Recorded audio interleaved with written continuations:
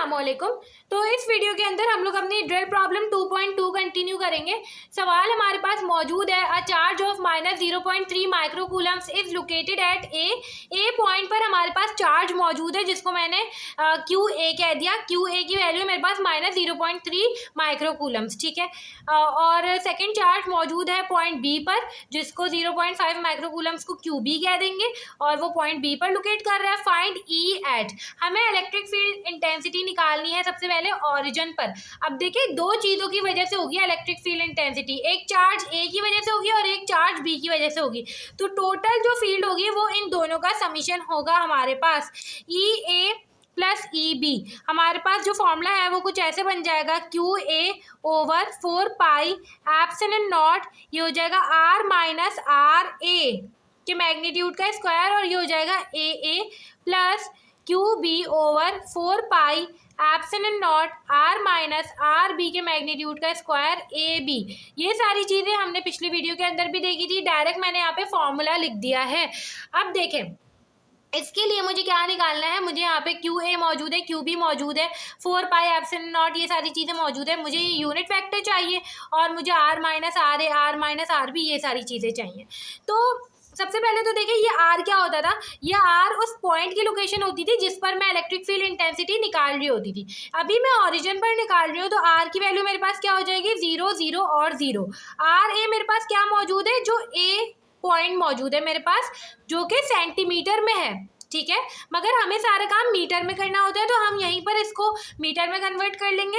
तो 25 divide by 100 0.25, ये हमारे पास हो जाएगा -0.30 और ये हो जाएगा 0.15, ठीक है। डिवाइड बाई 100 करके आप इसको मीटर में कन्वर्ट करें और आर बी आपके पास हो जाएगा बी पॉइंट की लोकेशन जो कि हो जाएगी आपके पास -0.1, ये हो जाएगा 0.08 और ये हो जाएगा 0.12, सही है। अब देखें r माइनस आर ए का वेक्टर निकालेंगे। सबसे पहले r माइनस आर ए कैसे निकालेंगे, 0 माइनस 0.25 तो -0.25, 0 माइनस -0.30 मतलब प्लस 0.30 आ जाएगा और 0 माइनस 0.15 मतलब -0.15।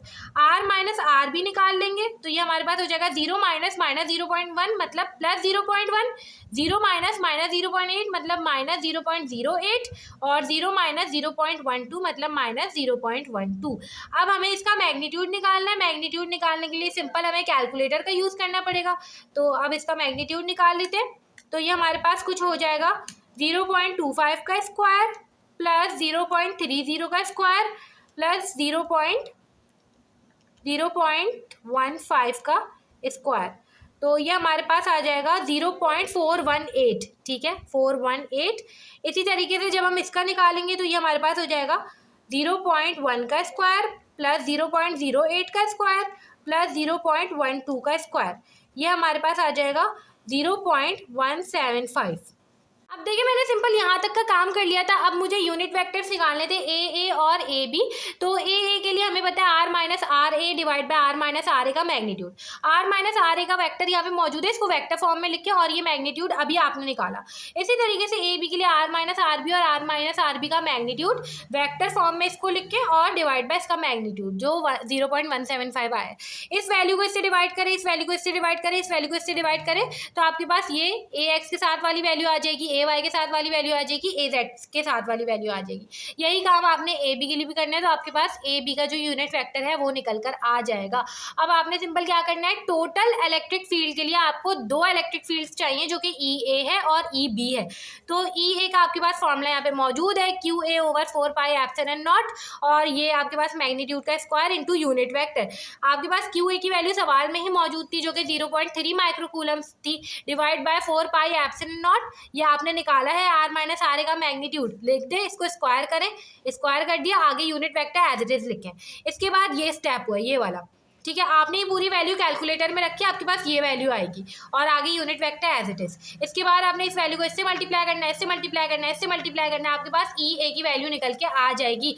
आपने सेम यही काम ई बी के लिए भी करना है। ई बी के लिए आप ये फॉर्मूला लगाएंगे, आपके पास ई बी के भी इलेक्ट्रिक फील्ड निकल के आ जाएगी।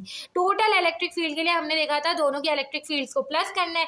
जैसे हम दोनों की इलेक्ट्रिक फील्ड्स को प्लस करेंगे तो बहुत बड़ी बड़ी वैल्यूज आ रही होंगी, तो ये हमने किलो में लिख दी है, ठीक है। तो आखिर में आपने ज़रूर ज़रूर लिख देना है कि ये किलो वोल्ट्स पर मीटर इलेक्ट्रिक फील्ड इंटेंसिटी का यूनिट होता है, तो वोल्ट्स पर मीटर मगर साथ में किलो लगा देना है। या फिर जैसी वैल्यूज़ आ रही है आप वैसे ही रख लें, कोई मसला नहीं है, बड़ी बड़ी वैल्यूज़ रख लें। ज़्यादा बेहतर है कि अगर इतनी बड़ी बड़ी वैल्यूज़ आ रही हैं तो उसको किलो में रखें।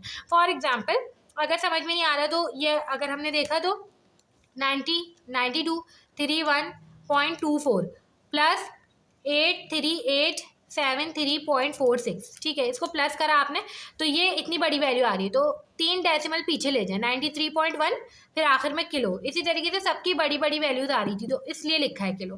तो इस तरीके से करके हमारे पास जो पहला वाला पार्ट है वो सॉल्व हो गया है। दूसरे वाले पार्ट में भी कोई डिफरेंट काम नहीं है, आपने सिंपल ये आर जो है ना, ये आर, इसकी जगह आर हो जाएगा 15, 20 और 50। अब सेंटीमीटर में नहीं रखेंगे, इसको मीटर में रखेंगे, तो 0.15, 0.2 और ये हो जाएगा 0.5 मीटर। बस आर जहाँ जहाँ आपने 000 रखा था वहाँ वहाँ ये रखें, आपके पास पूरा क्वेश्चन पार्ट बी के लिए भी सॉल्व हो जाएगा। इस तरीके से करके हमारी जो ड्रिल प्रॉब्लम 2.2 है वो भी हो गई है। अब नेक्स्ट वीडियो से जो नेक्स्ट काम होगा हम उसको स्टार्ट कर रहे होंगे।